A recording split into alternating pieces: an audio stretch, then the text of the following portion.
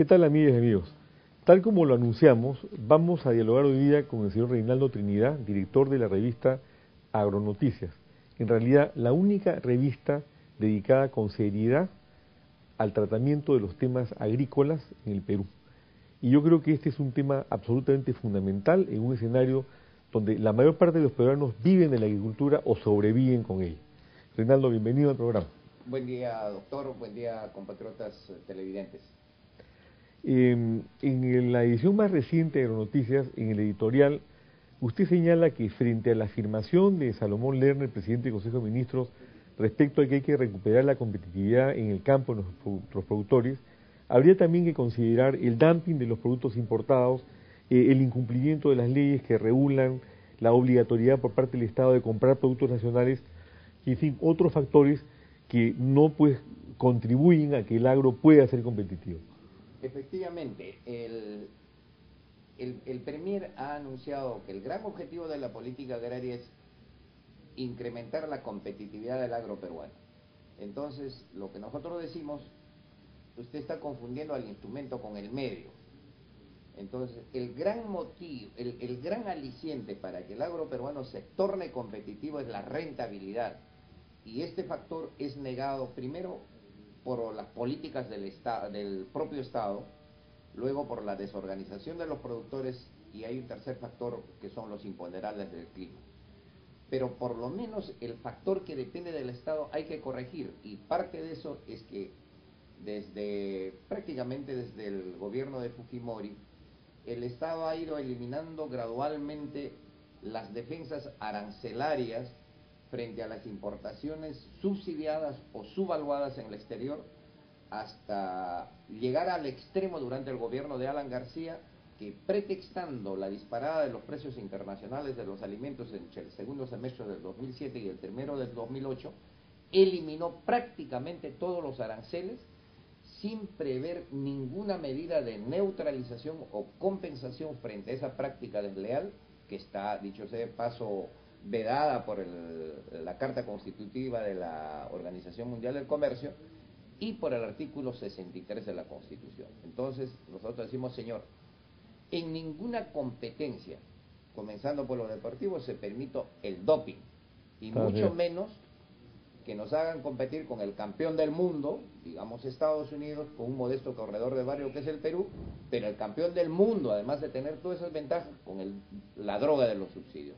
Eso es inaceptable.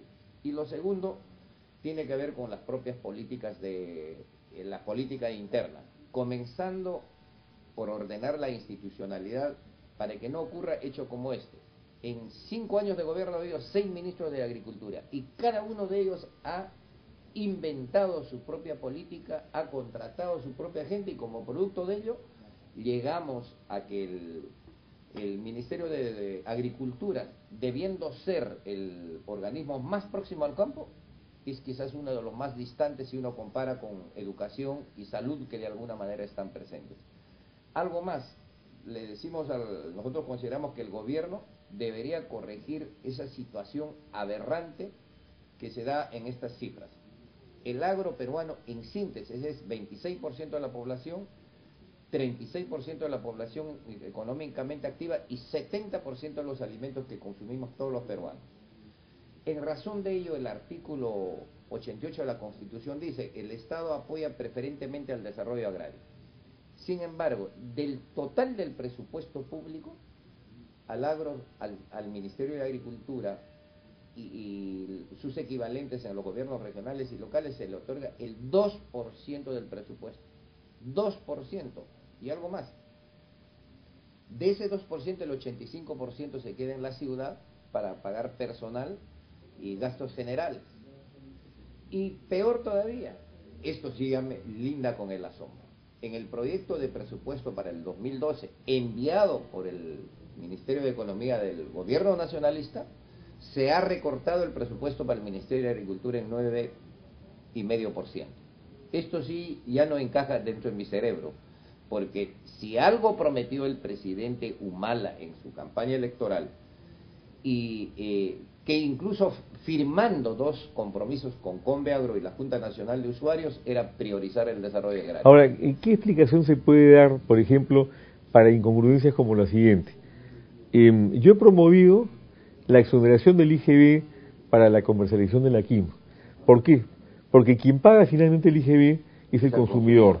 Y esto hace que la quinoa llegue muy cara a los hogares peruanos, siendo un alimento fundamental, que además es de mucho mayor contenido proteínico y por la calidad de esa proteína que la que tiene sucedáneos como la soya, el trigo, etcétera. Este proyecto no pasó, sin embargo, en el anexo de la ley del IGB, donde están las exoneraciones, las trufas están exoneradas de IGB.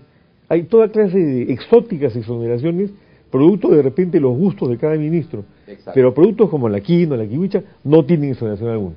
Eso podría responder a ignorancia o venalidad, pero les cito un ejemplo parecido, pero que tiene que ver con las importaciones. En el primer programa de rebajas y exoneraciones arancelarias dispuesto por el gobierno de García, se exoneró la importación de yates, pero se seguía agravando a la importación de motores para bombear agua. Entonces, eso es aberrante. Aberrante. Bueno, y existen contradicciones de esta naturaleza, para lo cual nosotros a Ollanta Humala, concretamente fue el 16 de junio, cuando asistió a Conveagro, donde él ofreció cogobernar al sector. Se le planteó, digamos, quizás no cogobernarlo, un gobierno ha sido elegido para gobernar, pero lo que debe hacer es primero, escuchar a los agentes económicos y buscar entendimiento, promover entendimientos entre todos los agentes del sector. Yo creo que lo que ha pasado es que se ha entendido la concertación como la imposición. No es eso. ¿No es cierto? O sea, va el Estado, por ejemplo, nosotros promovimos el año 2000, durante el gobierno de transición de Paniagua, la primera mesa de concertación de la coca. Claro. Luego, se nos excluyó como Consejo por la Paz por manejos políticos, y luego, ¿qué fue lo que pasó? Por cierto, los narcos tenían que tratar de meterse en esas mesas de concertación, pero en el otro extremo, los halcones de la cooperación internacional no tenían ningún interés en que hubiera concertación, claro, porque lo que quieren es simplemente erradicar, como ya lo hemos podido ver. Entonces, en el medio está la solución, ¿no? Así es. O sea, digamos, erradicar, yo lo acabo de decir en un programa de televisión al que me invitaron, por cada metro que se erradica, tiene que haber por lo menos 1 metro de desarrollo alternativo, claro, en alguna actividad económica. Si no, esa persona la estamos dejando sin recursos económicos y va a caer en la coca de nuevo. Y algo más, el programa de desarrollo alternativo, paralelo a la reeducación, se limita a los valles cocaleros de la Amazonía, pero el gran precursor socioeconómico es la pobreza de los Andes. Que expulsa a los pobladores. Exacto. Y van a estos valles cocaleros y se dedican pues a la coca, ¿no? Es claro, siembran coca como el salario del miedo. Así es. ¿No? Entonces, todo esto lo podemos arreglar en la medida que dialoguemos, tal como usted dice, comparto plenamente, entre el blanco y negro hay 14 matices de gris. Podemos arrancar el diálogo con posiciones extremas, pero el diálogo es el camino más corto al entendimiento, y en este sentido tengo una experiencia reciente muy interesante. En noviembre último estuve en el Foro Rural Mundial realizado en Brasil, en el encuentro continental del Foro Rural Mundial en Brasil, en Brasilia, y yo fui representando a la subregión andina por acuerdo de diversas instituciones y presidía una mesa dentro del cual, como parte de la subregión andina, estaba Chile. Y había un hombre, era evidente que era un técnico, blanco él, que daba opiniones muy inteligentes y que siempre rompían el esquema. Junto a los campesinos, a los guasos, a algunas ONGs, en fin. El hecho es que en el momento del café conversé un poco más, pero sin identificarlo, cada uno tenía, pero no sabía a qué institución pertenecía. Sin embargo, a la hora del cóctel descubrí quién era. Era el jefe del gabinete de asesores del Ministerio de Agricultura de Chile. Entonces le pregunté qué hacía el jefe del gabinete de asesores del Ministerio de Agricultura de Chile en una reunión donde participaban pequeños productores y ONGs. Y él me dijo, mire, todo lo que concierne a Chile en el exterior es política del Estado chileno. Yo he venido a apoyar y a en la medida de lo posible. Mucho más interesante fue cuando me dijo, oiga, una política del gobierno chileno es decirles a los agentes económicos, nosotros hemos creado un contexto para el desarrollo de ustedes y nuestro país ha crecido gracias a esa política. Ahora ustedes tienen que ayudar al Estado chileno convenciendo a quienes no están de acuerdo con ustedes a ver si es buena o malo. Convénzalos pues. Entonces, una empresa agroindustrial tiene que ir, está obligado a dialogar con sus proveedores de materia prima, digamos, Leche Gloria con los ganaderos. Convénzales que ustedes no pueden subirle el precio de la leche. Entonces, los guasos presentes me dijeron, oiga, es un método muy interesante porque el primer día estamos como enemigos, el segundo día ya nos saludamos, en el tercer encuentro normalmente ya nos encontramos con los amigos y casi habitualmente al cuarto día salimos con la solución.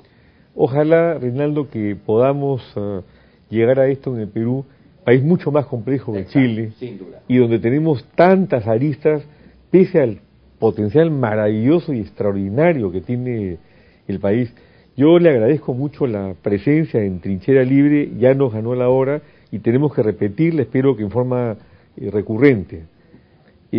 Con ustedes, amigas y amigos, llegamos al final de este programa una vez más y como es habitual, estaremos nuevamente juntos este lunes a las 11 de la noche en Trinchera Libre.